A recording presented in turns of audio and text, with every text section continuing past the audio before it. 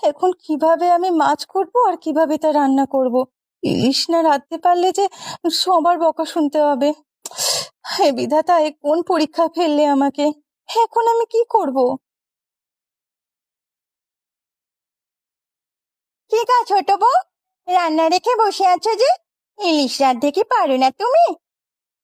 পারি, কিন্তু আমি যে অন্ধ, না দেখতে পেলে রাঁধবো কিভাবে? আমি আগেই বুঝেছিলাম তুমি চোখে দেখো না। তবে দুঃখ পেও না বউ, আমি তোমাকে সাহায্য করব। তুমি আমাকে সাহায্য করবে, কিন্তু মা জানতে পারলে যে সর্বনাশ হয়ে যাবে। তিনি চান না কেউ আমাকে সাহায্য করুক। কেউ জানবে না, সবাই পিসির সাথে বসে গল্প করছে।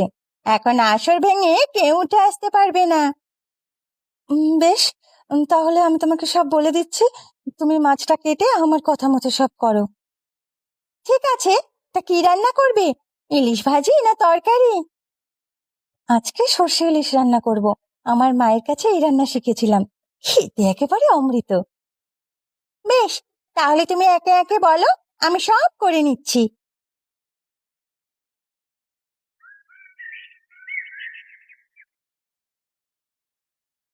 কে গো বৌমা, অনেকক্ষণ ধরে তো কাটাকুটি করলে, তাই ইলিশ রান্না কি হলো? রান্না শেষ মা, আপনারা খেতে বসুন।